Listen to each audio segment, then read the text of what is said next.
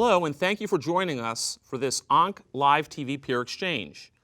Today we're going to be talking about advanced breast cancer. Better understanding of breast cancer biology has led to important advances in terms of developing novel targeted and immune therapies.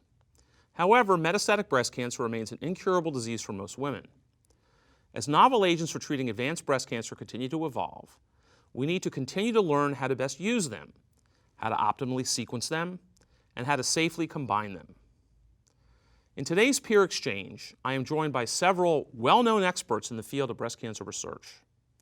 We'll discuss the most recent studies in advanced breast cancer, including those presented at San Antonio in 2015, and provide important context to help you understand how the new data fit into your current treatment approach.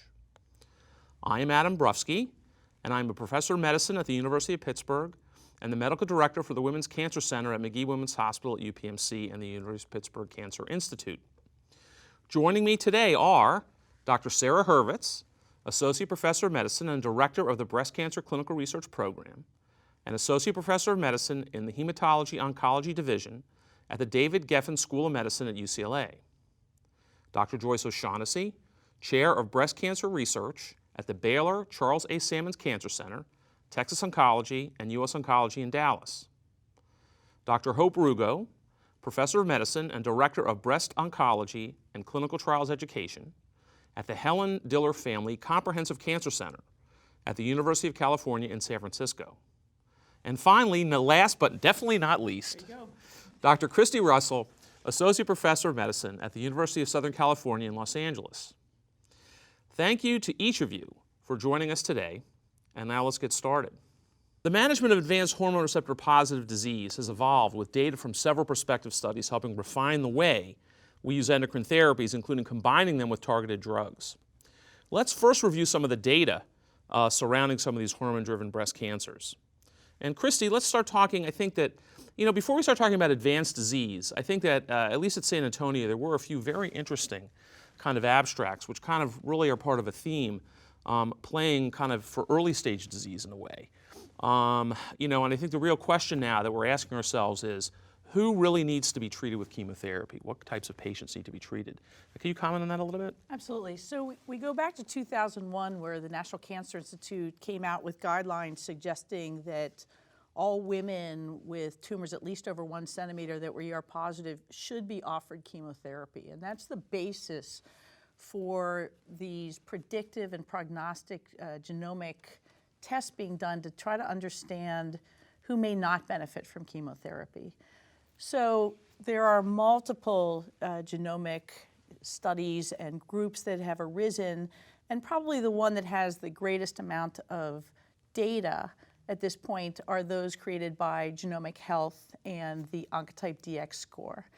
So the test has been validated in women with ER positive, HER2 negative, lymph node negative breast cancer, and I think we all assume and have standardized that for the majority of our patients who meet the criteria for the original trials. But the concern always has been for the patients who fall into this intermediate group, which Genomic Health has called 18 to 31 recurrence score. Are there patients in there who do benefit from chemotherapy? Presumably those who are in the higher level are the ones who are having the majority of benefit, and the ones who are below 18 seem to get no benefit from chemotherapy. So TAILORx was created not by Genomic Health, but by ECOG in the intergroup to run a study looking at, can we better define those patients in the intermediate group who may or may not benefit from chemotherapy.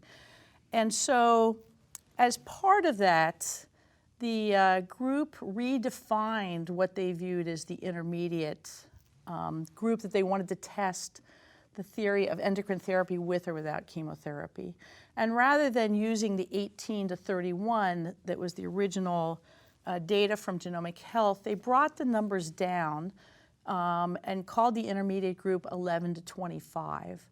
And Joe Sperano, who's talked about this a lot, and he's the one who's now presented the data on the low-risk group from TAILORx, has said the reason why that was done is because they didn't want to have women who were undertreated. And the concern was that women, if they ran up to 31, would put some women at a disadvantage and not being offered therapy. Do you really believe that? No. So I'm curious. I mean, it's a really good question. I mean, Joe has taken a lot of grief. I mean, on the paper, Joe's taken a lot of grief from a lot of us. You know, I think that my understanding of it was that it was the lower end of the 95% confidence interval. That's what mine is too. Right. Yeah. Is that kind of what it was? But Joe says it's more for under treatment now. Is that kind of what he's saying well, now? that's what all the verbiage is. When they Right. created the 11 to 25, they said, let's go to the higher end of the confidence intervals, and so that they used the 10% distant recurrence risk would fall at 11, not the median, but the higher level of the confidence intervals, and 25 was the higher for 20% risk of metastatic recurrence. You can't really knock it because whatever they did was really successful. They accrued patients to a randomized They trial in did. the U.S. in record was time, amazing. and They it was did. a It huge was. It number was of very people. How So fast was that accrual? It was pretty quick, like 3.5 years or Yes, something. it was It was pretty very, quick. very It was very, fast. very quick. Right. Okay. So what has now been reported, of the 10,000 women who went into this trial, there are 6,800 women who are in that intermediate group, all of whom are being given endocrine therapy and randomized to what are today's standard chemotherapy versus not. And that the women who were over 25 were obligated to endocrine therapy plus chemotherapy, and the women who were 11 or under are obligated to endocrine therapy alone and not chemotherapy. So the first group through that they're presenting are the women who are 11 and under, who just received endocrine therapy. And they have a median follow-up now of about 5 years for that group of women. And what it showed was that the risk of distant metastases from this primary cancer within 5 years is 1%. And so there's no way you're ever going to be able to see a benefit from chemotherapy for that group, obviously. And it's really extraordinary to see how well that group of women is doing. And so when they looked at other parameters of disease-free survival and recurrence-free survival, really the majority of events are not related to recurrence of metastatic breast cancer, but secondary cancers, contralateral breast cancers, deaths from other causes. So it's wonderful to see this group of women doing extraordinarily well in that group of 11 to 0 down. But I think those are the people we've already taken for granted that we would never give them chemotherapy. I think it's kind of interesting because the size of the tumors was really small. And of course, the question we all would have liked to have answered was, what if it's a 5-centimeter tumor? And the next set of studies, what happens in a node-positive patient where, you know their risk of recurrence is very high. So are you impacting it with chemotherapy or not, even though they already have a bad prognosis? Well, and so that brings stuff that was comparative. So, I mean, Taylor Rice got published in the New England Journal of Medicine, right, a couple months ago, showing in that 11 to less group, they'd had no benefit to chemo. Well, they said it's just a low risk, it didn't matter. Correct. They had a great outcome. Great outcome. And so the issue is, but what does that tell us, as Hope just said, about those bigger tumors, about the women who are node positive, about the women, God forbid, who are HER2 ER positive, the triple positive? I mean, what is that going to do? So,